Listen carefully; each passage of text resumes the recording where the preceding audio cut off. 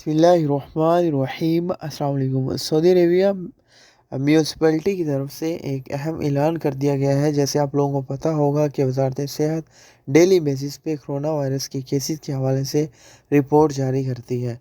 गुज़िश्ता 3 से 4 दिन में मुसलसल कोरोना वायरस के केसों में इजाफ़ा रिकॉर्ड किया जा रहा है।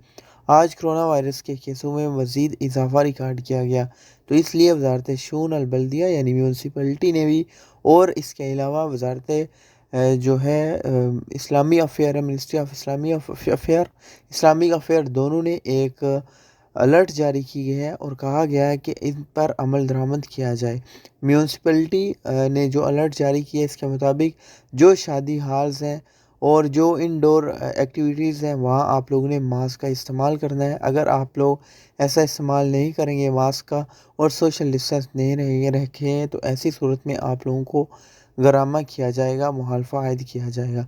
इसके अलावा मिनिस्ट्री ऑफ इस्लामिक अफेयर ने कहा है कि मस्जिद के अंदर जो है वो कमामा यानी मास्क का इस्तेमाल करें। इसके अलावा सोशल डिस्टेंस का इस्तेमाल भी करें।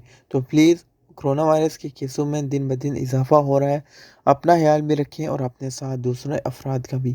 Thanks for watching. चैनल को सब्सक्राइब कर दें, बेल नोटिफिकेशन पर क्लिक करें और ऑल पे सेलेक्ट करें ताकि कोई भी अपडेट आए आपको नोटिफिकेशन मिलती